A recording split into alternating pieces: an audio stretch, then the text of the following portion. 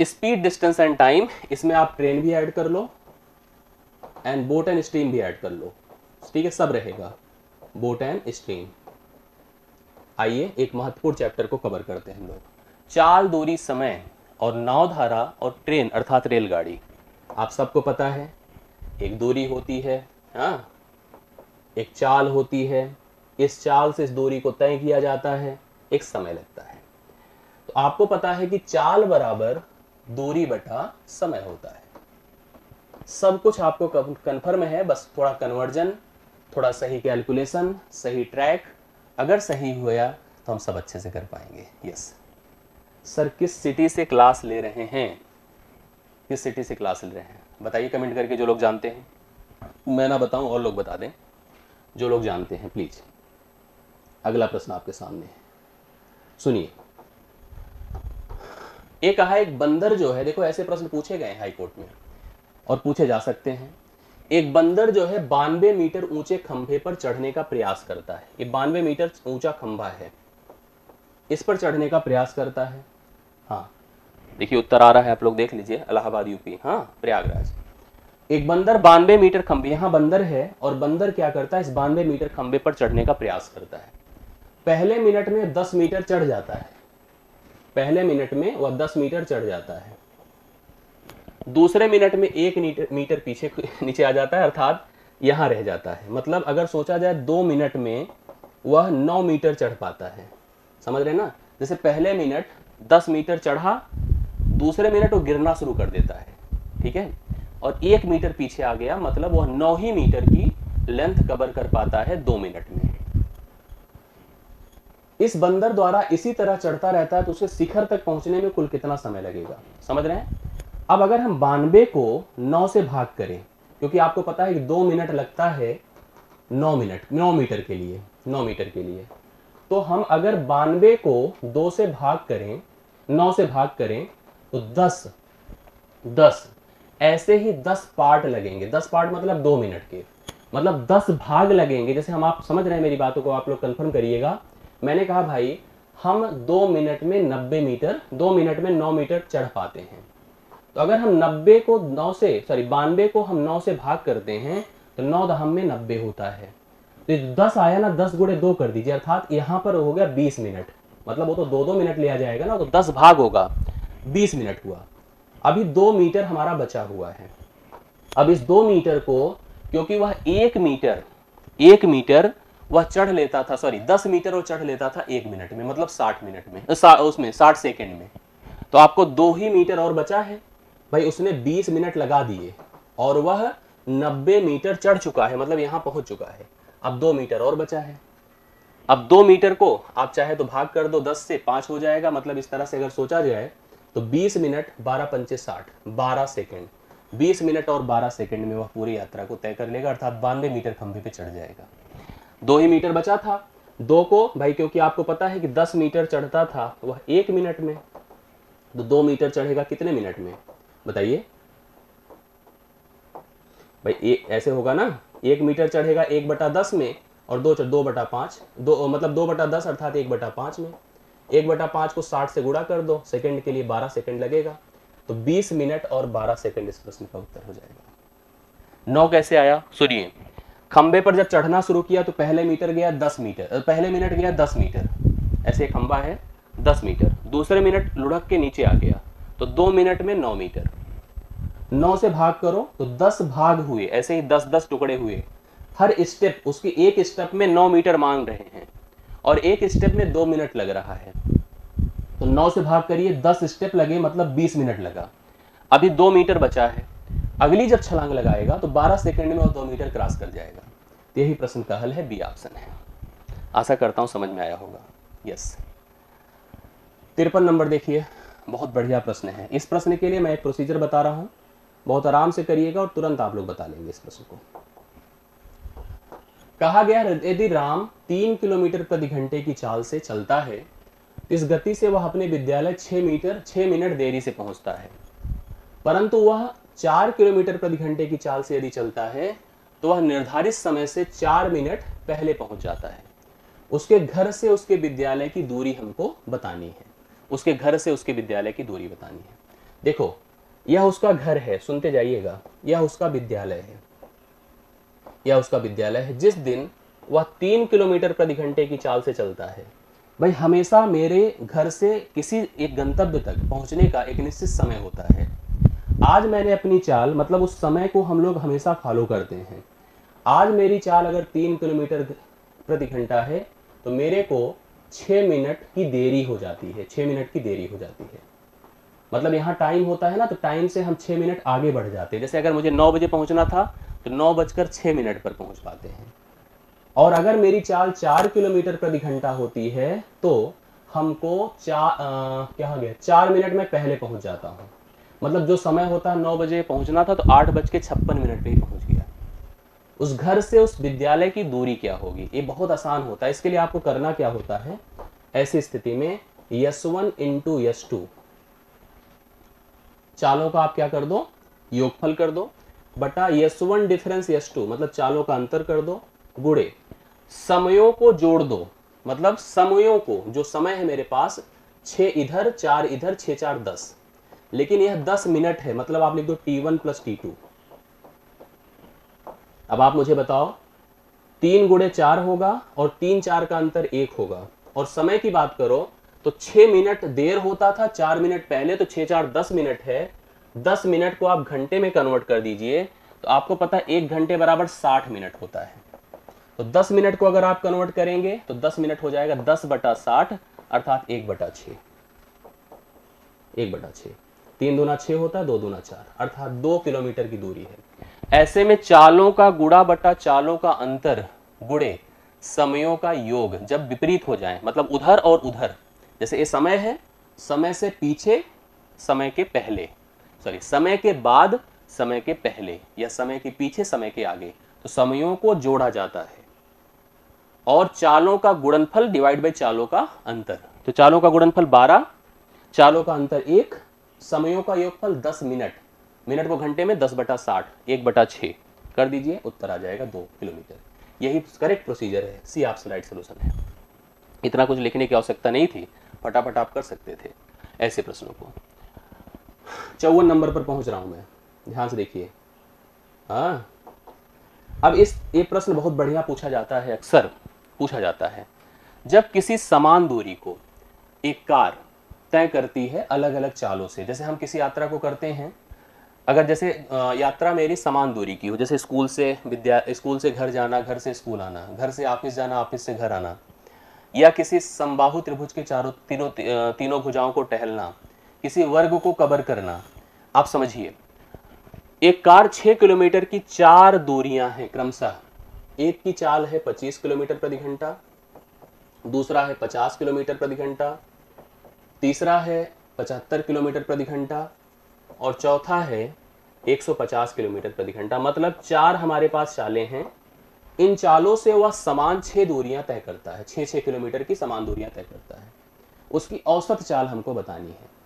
औसत चाल जो होता है, कभी याद रखिएगा, औसत चाल का जो फार्मूला होता है वो होती है कुल तय की गई दूरी, कुल दूरी बटा कुल लगा समय। यही प्रोसेस होता है, यही फार्मूला होता है। हालांकि जब भी कभी दूरी समान हो तो आप ऐसे प्रश्न को, इससे से कोई मतलब हमारा लेना देना नहीं है। यहाँ पर कई स्थितियां आपको दे सकता है। मैंने कहा समबाहु त्रिभुज के तीनों भुजाओं को ट्रेवल करना, एक वर्ग को पूरा का पूरा कवर करना, वर्गाकार मैदान को, घर से स्कूल जाना, स्कूल से घर आना, घर से ऑफिस जाना, इस तरह की अगर बातें हों, समान दूरियों की बात हो, मतलब हमारे पास दूरियां समान है बट चालें अलग अलग हैं, तो हम लोग ऐसी स्थिति में एक ऐसी संख्या को दूरी बना लेते हैं जो प्रत्येक से कट जाए। अर्थात हम इनके लिए एक एलसीएम सोच लेते हैं। सोच लीजिए 25, 50, 75, 150 कटने वाली 300 मानना पड़ेगा आपको, 300 कट जाएगा। अब 300 को अगर हम 25 से भाग करेंगे 12 आएगा, समय आया, ठीक है। और 50 से भाग करेंगे 6 आएगा, 75 से भाग करेंगे 4 आएगा, 150 से भाग करेंगे 2 आएगा। ये अलग अलग समय हो गए। आपने एक दूरी 300 मानी है, दूरी हमारी 4 है, तो 300 गुणे 4 होगा बटा समय 12 6 18 4 22 2 26। सही है, सही है ना। 12 6 18 18 4 22 22 2 26। गलत तो नहीं लिखा मैंने? कुछ गलत हुआ है। 25 12 बार ना, 50 छक्के 300 होता है, 75 चौके होता है, 150, 4 2 6 6 12 24 हो गया यार। बताओ सोचो।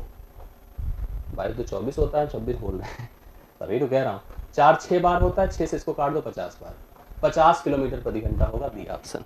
50 किलोमीटर प्रति घंटा औसत चाल होगी, राइट सोल्यूशन। कभी भी अगर दूरी समान रहेगी तो सभी चालों के हिसाब से एक ऐसी संख्या मान लो जो कि प्रत्येक से पूर्णतः कट जाए, और पूर्णतः कट जाए तो वही आपकी संख्या है। उस संख्या के हिसाब से आप लोग को अलग अलग समय मिल जाएगा सभी कटते हुए। बस ध्यान रखना चार कुल कितनी यहाँ पर चाले दूरियां थी, तो पता चला 4 थी, उतना गुणे 4 करके बटा सभी समयों से भाग कर दो।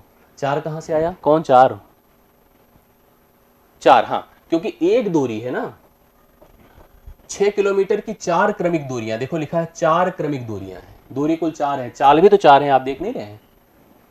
हाँ, मतलब 4 प्रकार की दूरियां हैं, 4 अलग अलग समान, और 4 ही चालें भी तो हैं, इसलिए ऐसे हैं। यस, आई होप समझ में सबको आया होगा। 54 डन हो चुका है। 55 पर आइए। 55 देखिए क्या है, पढ़िए कितने लोग कर पाएंगे इसको। कहा है कि स्थान ए और बी के बीच की दूरी 150 किलोमीटर है। यहां ए है, यहां बी है, दूरी कितनी भाई? 150 किलोमीटर। ये देखो यहां से यहां तक। एक बस सुबह 8 बजे 8 AM पर एक बस है जो यहां से निकलती है, किस चाल से? 30 किलोमीटर प्रति घंटे की चाल से। मेरी बात को ध्यान सुनिएगा।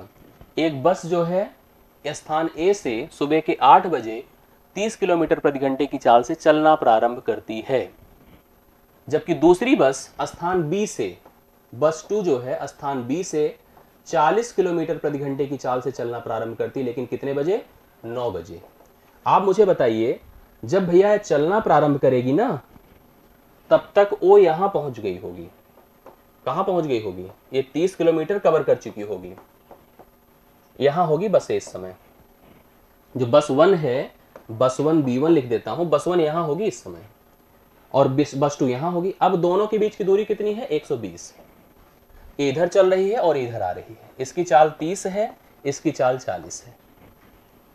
एक दूसरे को पार करेंगे, तो पार करने में जो लगा समय होगा, यही बोला है ना कि दोनों बस कितने बजे एक दूसरे को मिल जाएंगी।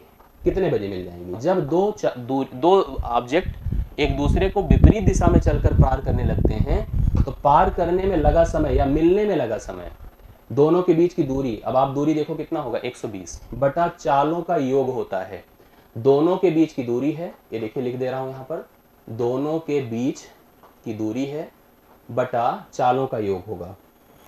चालों का योग कितना होगा? 70। काट दीजिए, 7 1 के 7, 1 घंटा, और फिर हमारे पास बचेगा कितना बताओ? 7 1 के 7, 5 बटा 7, मतलब 1 घंटा और बीतेगा 9 बजे के बाद, क्योंकि 9 बजे से काउंटिंग होगी, 1 घंटा बीतेगा, 10 बज जाएगा। 5 बटे 7 अभी मेरे पास है, 5 बटे 7 भाई 1 घंटा, एक सही 5 बटे 7 आया था, तो 1 घंटा बीत गया, 10 तो बज गया, मतलब 11 तो नहीं होगा फिलहाल। अब 5 बटे 7 को हम, जो हमारे पास घंटा, उसको मिनट में अगर कन्वर्ट करेंगे तो 60 से गुणा करिए, तो 300 बटा अगर हमारा 7 होगा, 7 चौके 28, 4 और 2 42, लगभग 10:42 आएगा। 10 एग्जैक्ट तो नहीं, लेकिन 10:42 के आसपास उत्तर आएगा। तो आपने देख लिया, यहाँ पर एग्जैक्ट तो नहीं कहा जा सकता है, लेकिन हमने जैसे देखा कि 8 बजे से ये चलना शुरू करी है और 1 घंटे में 30 किलोमीटर डन करी है, 120 किलोमीटर की रिमेन यात्रा बची हुई है, इसको कवर करना है उसे। इसकी चाल 30 है, इसकी चाल 40 है, दोनों के बीच की दूरी 120 है। जब विपरीत दिशा में दोनों इस तरह की दूरियों को तय करते हैं, तो कुल दूरी बटा कुल समयों का योग हो जाएगा। 40 से 70, 120 बटा 70, एक सही 5 बटे 7 है। 1 घंटा बिता दीजिए 9 में, एक जोड़िए 10 बज गया, 5 बटे 7 जो है उसको 60 से गुणा करिए, तो लगभग 42 समथिंग करके आ रहा है। तो हम समझ गए हैं कि 10:42 पर दोनों बसें आपस में मिल जाएंगी, चाय पानी साथ में करेंगी और फिर अपने अपने गंतव्य पर निकल जाएंगी। यही बताना था। आई होप समझ में आया होगा, अगर ध्यान से आप लोग देखे होंगे तो। 56 नंबर, आइए 56 नंबर देखा जाए क्या है प्रश्न में, पढ़िए सभी लोग। 235 मीटर तथा 190 मीटर लंबी रेलगाड़ियां विपरीत दिशाओं में क्रमानुसार 40 किलोमीटर प्रति घंटा तथा 50 किलोमीटर प्रति घंटे की चाल से जा रही हैं। मिलने के बाद उन्हें एक दूसरे को पार करने में कितना समय लगेगा? याद रखिएगा, मैं आपको जो है बताऊंगा, समझने की कोशिश करिए। एक देखो, रेलगाड़ी कभी, जैसे एक हमारे पास ये है, एक रेलगाड़ी ये है जिसकी लंबाई है 235 मीटर, एक दूसरी रेलगाड़ी है जिसकी लंबाई है 190 मीटर। ए इधर जा रही है और ए इधर जा रही है, विपरीत दिशाओं में ये चल रही है। यह चल रही है 40 की चाल से और यह चल रही है 50 की चाल से ना। एक दूसरे को जब पार करना है विपरीत दिशाओं में, तो पार करने में लगा समय बराबर क्या होता पता है? दोनों रेलगाड़ियों की लंबाइयां जुड़ जाती। जैसे इसका ड्राइवर यहां होगा, इसका ड्राइवर यहां होगा, इसका गार्ड यहां होगा, इसका गार्ड यहां होगा। पार करना मतलब ड्राइवर पार करना नहीं है, ये इधर चली जाए, इधर दोनों के गार्ड आपस में टकरा जाए तो कहते हैं पार कर जाना। तो दोनों की लंबाइयों को जोड़िए, 235 प्लस 190। लेकिन ध्यान रखिएगा, यह जो लेंथ है वो मीटर में है, और जो चालें दी गई हैं भाई, चालों का यहाँ पर विपरीत दिशा में कभी भी रेलगाड़ियां एक दूसरे को पार करेंगी। तो पार करने में लगा समय बराबर दोनों की लंबाइयों का योग बटा उनकी चालों का योग विपरीत दिशा में, और समान दिशा यही होता तो लंबाइयों को योग को चालों के अंतर से भाग करना पड़ता। ठीक है, तो अब भैया थोड़ा सा, जैसे अगर हम चालों की बात करें तो चाल एक 40 है, दूसरी 50 है, तो 40 50 90 होगा, S1 प्लस S2। ये जो 90 किलोमीटर प्रति घंटा, इसको आप मीटर पर सेकंड में कन्वर्ट कर लीजिए। किलोमीटर प्रति घंटे को अगर हम मीटर पर सेकंड में लिखते हैं तो 5/18 से गुणा कर देते हैं। 90 गुणे 5/18, 18 पंचे 90 होता है, 5 पचे 25 होता है। इसको आपको 25 से भाग करना होगा। 5/18 से क्या करते हैं? गुणा करते हैं। किलोमीटर प्रति घंटा को मीटर पर सेकंड में लाने के लिए हमें 5/18 से गुणा करना होता है। तो चालें एक 40 है, दूसरी 50 है, 40 50 90 को अगर हम 5/18 से करेंगे तो क्या हो जाएगा? 25 हो जाएगा। जोड़िए कितना हो रहा है? 5 हो रहा है, 9 3 12, 2 1 3 1 425/25 है, तो कितना हो जाएगा? 25 1 के 25, 25 7 175 ना, 150, 17 सेकंड लग जाएगा। दोनों एक दूसरे को पार करेंगे तो 17 सेकंड का कुल वक्त लग जाएगा। राइट सोल्यूशन आपका 56 नंबर का हो गया है 17 सेकंड, जो कि सी ऑप्शन में दिया गया है। सभी लोग उतार लें, कंफर्म कर लें और मेरे साथ बढ़ चलें अब अगले प्रश्न पर। अगला प्रश्न देखिएगा क्या है। इस प्रश्न को भी देखिए, ट्रेन का ही प्रश्न है, बढ़िया सा क्वेश्चन है। लेकिन एक 240 मीटर लंबी रेलगाड़ी है। क्या है? एक 240 मीटर लंबी रेलगाड़ी है। एक खंभे को पार करने में जितना समय लगाती है या लगता है, उतनी ही गति से उसे अपनी लंबाई की दुगनी लंबाई के प्लेटफॉर्म को पार करने में उससे 40 सेकंड ज्यादा लग जाता है। रेलगाड़ी की चाल बतानी है। मेरी बात सुनिए, रेलगाड़ी कभी भी अगर किसी व्यक्ति को, खंभे को, पेड़ को पार करती है तो वह अपनी ही लंबाई को पार करती है ना। जैसे हमको पार करेगी तो अपने को ही पार करेगी, मुझे नहीं पार करेगी। मतलब वो अपनी ही दूरी को, अपनी ही लेंथ को डिवाइड कर देती है अपनी चाल से। अगर वह किसी खड़ी रेलगाड़ी, प्लेटफॉर्म, सुरंग, पुल इनको पार करती है तो वह उनकी लंबाई में अपनी लंबाई जोड़कर पार करती है अपनी चाल से। जैसे यहाँ पर बोला गया है कि रेलगाड़ी जिसकी लंबाई 240 मीटर है, एक खंभे को जब पार करेगी, पहले एक खंभा था, इसको जब पार करेगी तो अपनी ही लेंथ को पार करेगी, अर्थात 240/t ये उसकी चाल होगी। चाल तो बराबर रहेगी दोनों स्थितियों में। अब वो रेलगाड़ी अपने से दुगने लंबाई के प्लेटफॉर्म को, तो पहली चीज तो रेलगाड़ी थी जो 240 थी और एक प्लेटफॉर्म था जो उसका दुगुना था, 480 था। जोड़ दीजिए तो 720 हो जाएगा। टी से 40 सेकंड ज्यादा लेकर पार करती है। तो ये देखिए, ये क्या हो गया पता है? रेलगाड़ी की लंबाई बटा समय। ये भी चाल है, रेलगाड़ी की हम चालें निकाले हैं, ये भी चाल है और ये भी चाल है, और चालें तो बराबर रहेगी ना। रेलगाड़ी अपनी लंबाई को जब खंभे को पार कर रही थी, अपनी लंबाई को अपनी समय से चल के पार कर रही थी, एक समय से। फिर रेलगाड़ी ने अपने से दुगने लंबाई के प्लेटफॉर्म को पार किया, तो उसकी लंबाई 240 थी, उसका दुगुना क्या होता है? 480, उसको जोड़ा तो 720 को पार किया, 40 सेकंड ज्यादा लगा। बट दोनों चाल ही है, इसलिए चाल को बराबर कर दो। 1 हुआ 3 हुआ, इसको उधर कर दे, t + 40 हो जाएगा बराबर 3t हो जाएगा। तो 2t बराबर 40, अर्थात t बराबर 20 हो गया। भैया ये भी चाल है, तो चाल आपको निकालना है। यस बराबर 240/20 कर दो, 20 से भाग करिए 12 मीटर पर सेकंड आ जाएगा रेलगाड़ी की चाल। 57 का सही उत्तर 12 मीटर पर सेकंड इस प्रश्न का सही हल होगा। आप सभी लोग उतार सकते हैं इस प्रश्न के राइट सोल्यूशन को। आई होप समझ में सबको आया होगा। क्लियर हो रहा है कि नहीं हो रहा है मुझे एक बार बताएं। और कोई दिक्कत हो तो बता दें भी, किसी को कोई समस्या? पानी उन्हें पीते रहिए। हाँ बस 1 मिनट, थोड़ा मॉनिटर सही कर दो यार। अगले प्रश्न पर बढ़ रहा हूँ, करो ऑन करो, ऑन करो उसे। चलो अगला क्वेश्चन है हमारे सामने। अगला क्या है? 58 नंबर। 58 नंबर क्या है प्रश्न? देखिए अब ये आ गया क्वेश्चन एक बॉटल स्टीम का। बॉटल स्टीम में क्या होता है कि पानी के अंदर का मूवमेंट देखा जाता है। मतलब जैसे हम कहते हैं ना कि हम नॉर्मली चलते हैं, कहाँ पे? ऐसे नॉर्मल एनवायरनमेंट में खूब तेजी से हवा आती है, हमारी स्पीड बदल देती है। हम साइकिल से जब चलते हैं एकदम सामान्य हवा में, तो उस समय हमारी स्पीड एकदम नेचुरल होती है। जब खूब तेजी से हवा चलती है तो हमें जिस दिशा में हवा चलती है, अगर उधर चलना होता तो बड़ा सपोर्ट मिलता है, और अगर उसके अगेंस्ट चलना होता तो बड़ा विरोध मिलता है, मतलब बहुत तेजी से पैडल मारना पड़ता है। ऐसे ही पानी के अंदर पानी का फ्लो भी होता है, करंट जिसको कहते हैं, पानी की धारा जिसको कहते हैं। समुद्र में होता है, नदी में होता है।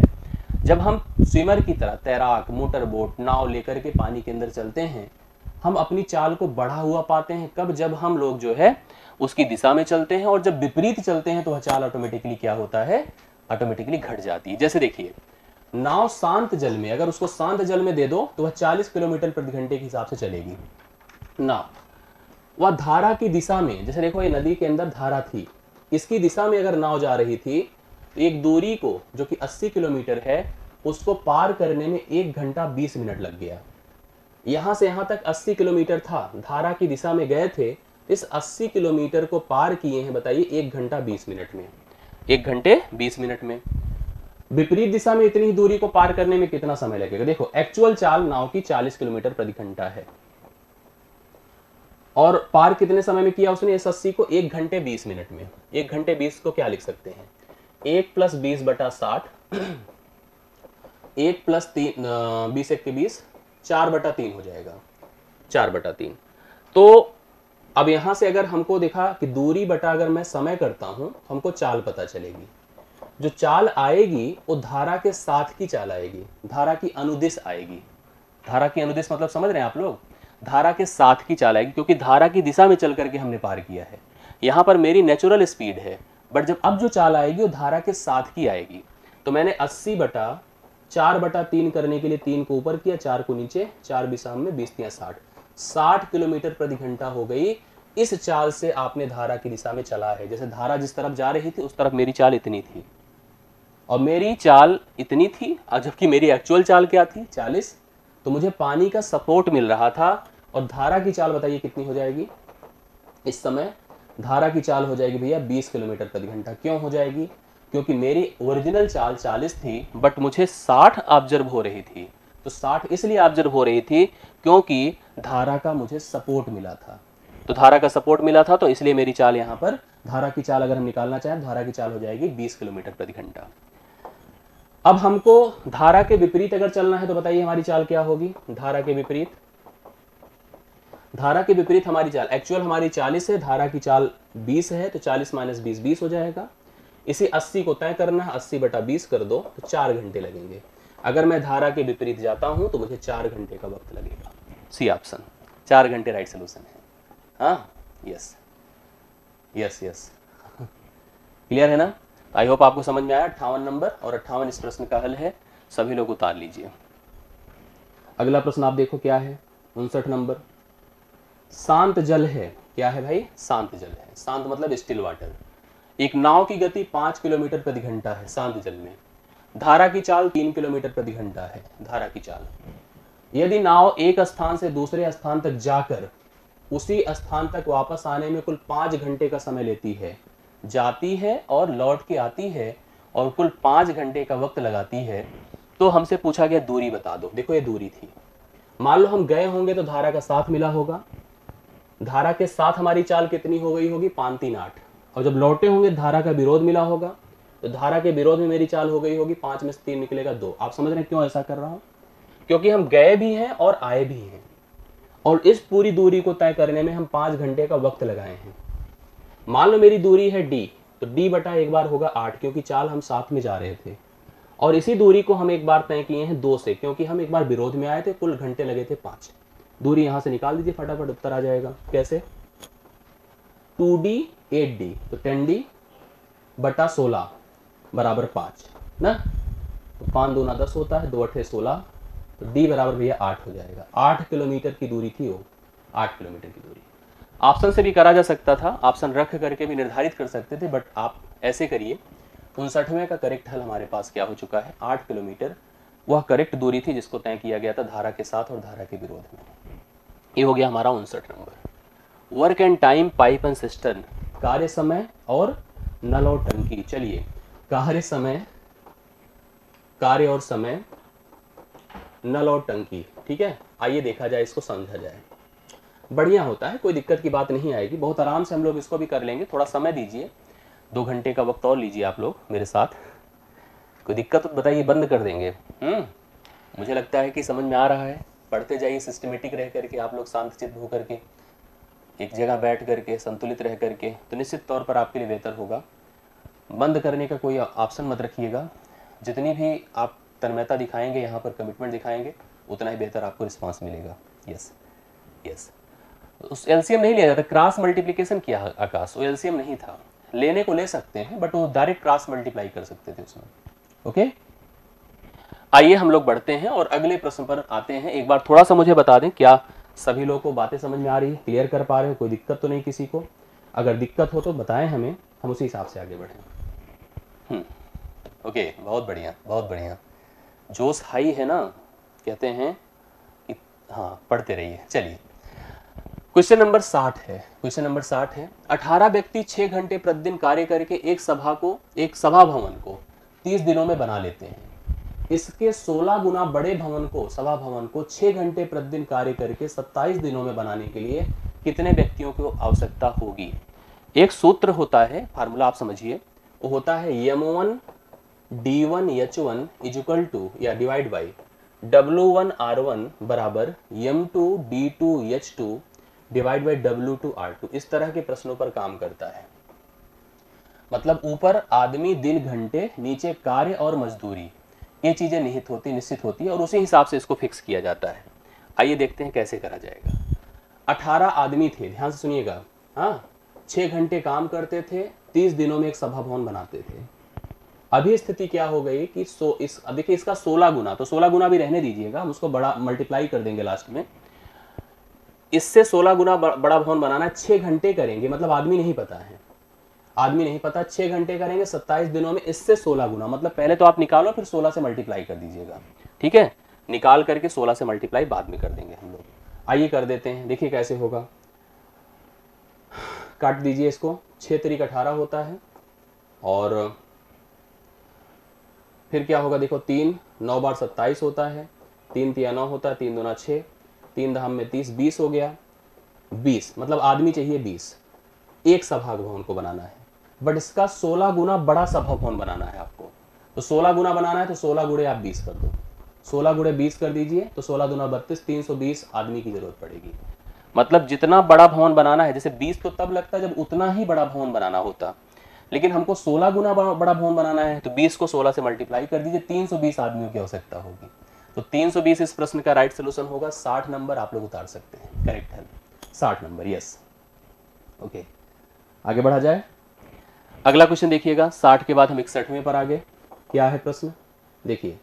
इसने हमसे कहा जो प्रतिभा है वो सोनिया से 3 गुना दक्ष है, मतलब कार्यकुशल है। प्रतिभा सोनिया से 3 गुना दक्ष है, इसलिए सोनिया से 60 दिन कम समय में किसी कार्य को पूरा कर सकती है। प्रतिभा और सोनिया अलग अलग उस कार्य को क्रमशः कितने दिनों में पूरा कर सकती हैं? प्रतिभा और सोनिया अलग अलग अगर करना चाहें तो कितना दिन लग जाएगा? देखिए यहाँ पर वर्क एफिशिएंसी निर्धारित हुई है, मतलब कार्य क्षमता देखी गई है। एक प्रतिभा है और दूसरी सोनिया है। आइए पढ़ते हैं कैसे प्रश्न है। कह रहा है कि प्रतिभा सोनिया से 3 गुना दक्ष है, तो प्रतिभा 3 और सोनिया का अनुपात 1 होगा। ये हो गया इनकी क्षमता का अनुपात। जैसे हम लोगों ने चाल का नहीं किया था, चाल से ही क्लियर होता है, जो चालों का अनुपात होता है समयों के व्युत्क्रमानुपाती, उसी प्रकार से क्षमताओं का अनुपात भी समयों के व्युत्क्रमानुपाती होता है। क्षमता समय के व्युत्क्रमानुपाती होती है। कैसे होती है आप लोग इसको समझिए। अब समय का अनुपात अगर निकालना है तो समय आपका 1:3 हो जाएगा। सुनिए कैसे कहा गया है। जैसे इसमें कहा गया प्रतिभा सोनिया से 3 गुना दक्ष है, तो प्रतिभा अगर 3 काम एक निर्धारित समय में करेगी तो सोनिया 1 ही कर पाएगी। अब समय की बात करो, प्रतिभा को अगर 1 घंटे लगेंगे तो सोनिया को 3 घंटे लगेंगे। यही इनके बीच का टर्म होता है, सिद्धांत होता है। कह रहा है कि दोनों के समयों का अंतर क्या है, 60 है। तो ऐसे समयों का अंतर अनुपात में 2 है, तो 2 बराबर यदि 60 है तो 1 बराबर 30 होगा। मतलब इसको लगेगा 30 घंटे, तो इसको लगेगा 3 बराबर 90, अर्थात 90 घंटे। 30 और 90 राइट सोल्यूशन आएगा, दिन में है ना, घंटे में नहीं है। 30 और 90 इस प्रश्न का उत्तर होगा जो बी ऑप्शन में दिया गया है। तो बी ऑप्शन 30 और 90 राइट सोल्यूशन है। आप लोग उतार लीजिए, करेक्ट हल आपके सामने है। इस प्रश्न का करेक्ट हल 30 और 90 है। क्षमता दिया था, समय बना दिया, समयों का डिफरेंस किया। डिफरेंस यहाँ पर किसके बराबर है, डिफरेंस यहाँ पर इन दोनों का देखिए 2 के बराबर है। 2 एक्चुअली 60 दिन का समय दिखा रहा है, 1 बराबर 30 हुआ, मतलब प्रतिभा को लगेगा 30 दिन तो सोनिया को लगेगा 90 दिन। उत्तर हो गया। ठीक है, अगला प्रश्न देखिएगा, 62 नंबर क्या है। 62 नंबर क्या है इस प्रश्न में, ए किसी काम को 10 दिनों में कर सकता है, जबकि बी उसी को 30 दिन में, सी उसी को 60 दिन में कर सकता है। यदि एक एक दिन छोड़कर बी और सी ए को क्रमशः काम करने में सहायता करते हैं तो ज्ञात कीजिए कितने दिनों में वह कार्य कुल समाप्त हो जाएगा। यह बढ़िया क्वेश्चन है, आप समझिए इस प्रश्न को कैसे किया जाएगा। ए किसी काम को 10 दिन में कर सकता है, बहुत बेहतर क्वेश्चन है। बी कर सकता है उसको 30 दिन में और सी कर सकता है उसको 60 दिन में। आप पहली चीज सोचिए कि यहां पर कहा गया है कि यदि एक एक दिन छोड़कर बी और सी क्रमशः ए को काम करने में सहायता करते, मतलब ए कंटिन्यू काम करता है, बी और सी उसका हेल्प करते हैं एक एक दिन के अंतराल पर, मतलब एक दिन बी उसके साथ रहता है तो दूसरे दिन सी उसके साथ रहता है। तो पहले कुल काम निर्धारित कर दो। काम एक ऐसी संख्या बना लीजिए जो टोटल हो और प्रत्येक से कट जाए। तो मैंने कहा चलो ऐसी संख्या 60 होगी। क्षमताएं देखिए, ए की क्षमता 6 की होगी, 10 छके 60, 30 दूना 60, 60 21, मतलब इस तरह से इनकी क्षमता नजर आई। अब सुनिए इस काम को मैं कराने जा रहा हूं। ए आपका कुल 60 का काम है। सुनिए कैसे किया जाएगा। ये 60 का काम है, लगातार ए रहता है और ए अपनी 6 की क्षमता के साथ रहता है। पहले दिन उसका साथ बी देता है तो उस दिन काम होगा 6 2 8। दूसरे दिन ए के साथ सी रहता है तो उस दिन काम होगा 6 1 7। मतलब अगर सोचा जाए तो 2 दिन में 15 काम होता है। 2 दिन में कितना काम होता है, 15 वर्क। 2 दिन में 15 काम, मतलब एक पैच बनता है 2 दिनों का और 2 दिन में कुल 15 काम हुआ करते हैं। मतलब पहले दिन ए के साथ सी बी रहता है तो 8 काम होगा, क्योंकि ए 6 करेगा तो बी 2 करेगा। दूसरे दिन बी नहीं रहता है, ए के साथ सी रहता है तो मतलब 7 काम होता है। तो ए और सी 2 दिनों में 15 काम कर पाते हैं और टारगेट कितने का है, 60 कामों का है। अब इस 60 काम को भैया इनसे करवाना है। ये लोग 2 दिन का पैच लेते हैं और 60 काम को जब करने जाते हैं तो 15 से अगर डिवाइड कर दो तो 4 पेयर बनेंगे 2 दिनों के। एक पेयर में 2 दिन तो 4 पेयर में 4 गुणे 2 अर्थात 8 दिन का वक्त लगेगा। इस काम को डन होने में 8 दिन का वक्त लगेगा। एकदम सही है, जितने लोग 8 बताएं एकदम सही है। कैसे था आपने समझा भाई, देखो टोटल 60 था, 2 दिन में 15 काम। अगर मैं 15 से भाग करूंगा तो 4 आएगा। कोई सोचे सर 4 दिन कैसे, 4 दिन क्यों नहीं होगा, भाई देखो ये 15 2 दिन में हुआ है, 15 2 दिन में हुआ है तो 15 से भाग कर तो जो 4 आ रहा है ना 2 दिनों का पेयर है, तो 2 दिन मतलब 2 से गुणा करना पड़ेगा तो 8 दिन टोटल काम में लगेगा। तो 62वें का उत्तर 8 दिन होगा। इस प्रश्न का 8 होगा। बिल्कुल सही बात है, बंदर जैसा। आइए 63 नंबर देखा जाए। 63 देखिए कैसे किया जाएगा। क्वेश्चन पढ़िए बढ़िया से। सीता एक दिन में किसी काम को 20% भाग तथा शिवानी एक दिन में उसी काम का 30% भाग कर सकती है। बढ़िया क्वेश्चन, ये भी अच्छा है, अच्छे सोचिएगा जरूर आएगा। सीता जो है एक दिन में किसी काम का 20% कर पाती है, 20% भाग वह एक दिन में करती है। तो अगर उससे मैं पूरा काम कराना चाहूंगा ना तो पूरा काम करने के लिए उसे 5 दिन लगेगा। ऐसे सोच लिया करिए, 20% मतलब होता है 1/5।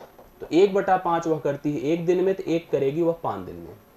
सीता एक दिन में 5 काम करती है, नहीं 5 दिन में पूरा काम करती है। सीता क्या करती है, 5 दिनों में पूरा काम करती है। यस, 4 दिन नहीं आएगा, 8 दिन आएगा, गलत ना करो।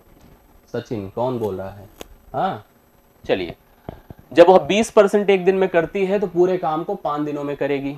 जबकि अगले का नाम क्या है बताइए, अगले का नाम है शिवानी। शिवानी जो है 30% भाग एक दिन में करती है, तो 30% मतलब क्या होता है पता है? 3/10। 3/10 एक दिन में करती है तो पूरा काम करेगी 10/3 दिन में। चलिए, ये हो गया सीता का जो कि पूरे काम को 5 दिन में, और शिवानी जो है वह पूरे काम को 10/3 दिन में।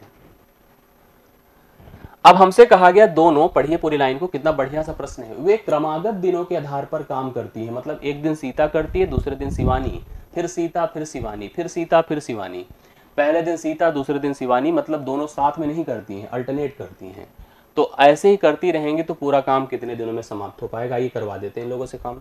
पहले काम को एक ऐसी मात्रा बना लो जो दोनों से कट जाए। तो मेरे हिसाब से 50, 10 और 5 के हिसाब से चलो 50 भी ले सकते हो, मुझे लग रहा है 10 ही ले लीजिए, 50 लेने की आवश्यकता ही नहीं, 10 ले लीजिए। 10 लेने से इनकी क्षमता हो जाएगी 2 की, सीता जी की, और शिवानी जी की हो जाएगी 3 की। क्यों? 10 × 30/3, 3 की। हाँ सही है ना, ऐसे भाग दीजिए, 3 ऊपर चला जाएगा, 10 नीचे, 10 10 से कटकर 3, ये क्षमताएं हो गई। अब हम लोग इस काम 10 को कराने जा रहे हैं, 10 वर्क है। सीता एक दिन आएंगी पहले दिन और 2 काम करेंगी, शिवानी आएंगी 3 काम करेगी, मतलब ये दोनों लोग 2 दिन में 5 वर्क करती हैं। 5 वर्क करती, 5 से भाग कर दीजिए, 2 लगा तो 2 × 2 कर दीजिए, 4 दिन आएगा। इसमें 4 दिन आएगा प्रश्न, पहला वाला। हाँ सही, हमको लगा सचिन इसका बता रहे थे, 4 दिन यहाँ पर राइट सोल्यूशन है, एकदम सही है। कैसे? देखिए, 5 काम होता है 1-2 दिनों के पेयर में। हाँ, टोटल काम 10 है, 10 को डिवाइड करें किससे? 5 से, क्योंकि 5 काम होता है। तो 2 दिन का पेयर, 2 पेयर बन जाएंगे, एक पेयर में 4 तो 2 पेयर में, सॉरी एक पेयर में 2 तो 2 पेयर में 4 दिन लगेगा। तो पहला ऑप्शन इस प्रश्न का हल था, जो कि 4 दिन राइट सोल्यूशन दे रहा है, 4 दिन। अब ये देखो, नल टंकी का भी कुछ प्रश्न है, आप लोग इसको भी देख लीजिएगा। कहा गया कि हमारे पास देखो घर में आपको पता है कि सबके टंकियां लगी होंगी, पानी की सप्लाई उनसे होती रहती है। ए और बी मिलकर किसी टंकी को 15 घंटे में भर सकते हैं। ए और बी जब मिल जाते हैं एक टंकी को 15 घंटे में भर सकते हैं। अकेले ए के भरोसे दे दो तो 6 ही घंटे में भर जाएगा, मतलब ए जो है 6 घंटे में भर पाता है अकेले। इसका मतलब टंकी बी जो है, नल बी क्या करता होगा? खाली करता होगा कि भरता होगा? मुझे आप बताइए। जब दोनों मिलते हैं तो 15 घंटे लगते हैं, अकेले ए को देता हूं तो 6 घंटे। इसका मतलब ए ज्यादा क्षमतावान है, अर्थात ए जो है भरने का काम करता है तो बी खाली करने का करता होगा। अब इस हिसाब से अगर हम टंकी की क्षमता सोचे तो 30 लीटर की क्षमता हो गई।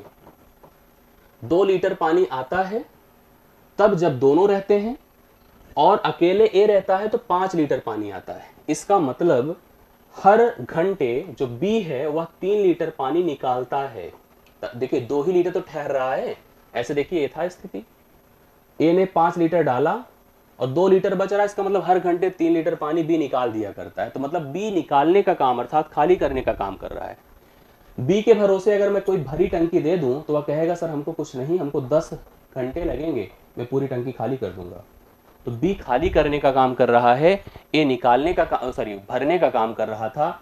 दोनों मिले तो 15 घंटे, अकेले ए के भरोसे 6 घंटे, और अगर किसी भरी टंकी को हम बी को दे देते हैं तो वह कुल मिला के 10 ही घंटे में पूरी टंकी क्या कर देगा? खाली कर देगा। आगे देख लीजिए आप लोग, अगला प्रश्न। नल बी जो है नल ए से 80% अधिक तेजी से टंकी को भरता है। नल बी जो है नल ए से 80% अधिक तेजी से। भैया देखो 80% तेजी को मैं कैसे सिद्ध करूंगा? 80% होता क्या है? 4/5 होता है, अगर आप 100 से भाग कर दीजिए। कहने का मतलब यह है कि अगर यह 5 लीटर पानी डालेगा तो यह 5 4 9 लीटर पानी, ये इनकी क्षमता हो गई। क्योंकि इसने कहा ना नल बी नल ए से 80% अधिक तेजी से पानी भरता है, तो 80% मतलब 4/5, मतलब यह 5 लीटर डालेगा तो यह 9 लीटर पानी डालेगा। दोनों नल एक साथ खोल दिए जाएं तो पूरी टंकी 45 घंटे में भर जाती है। सोचो 1 घंटे में यह 9 लीटर डालता है, 5 लीटर डालता है, दोनों मिल गए तो 9 5 14, 14 लीटर प्रति घंटे पड़ता है, तो पूरी टंकी भरती है 45 घंटे में। 14 × 45 कर दीजिए। इसी को भरवाना केवल बी से है, बी से, तो बी मतलब 9 से भाग करें, 9 × 5 = 45, 14 × 5 = 70। कितना घंटा लगेगा? 70 घंटे। केवल अगर बी से भरवाएंगे तो 70 घंटे का वक्त लग जाएगा। समझते जाइए आप लोग। 9:5 बनेगा क्योंकि 80% तेजी से भरता है ए।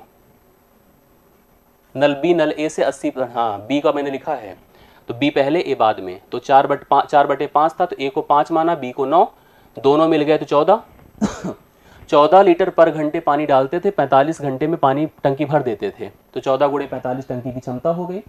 डिवाइड बाई बी कर दो, बी मतलब 9 कर दो, तो बी का पता चल जाएगा 70 घंटे लगेगा उसको भरने में अकेले, अगर अकेले उसके ऊपर छोड़ दिया जाए तो।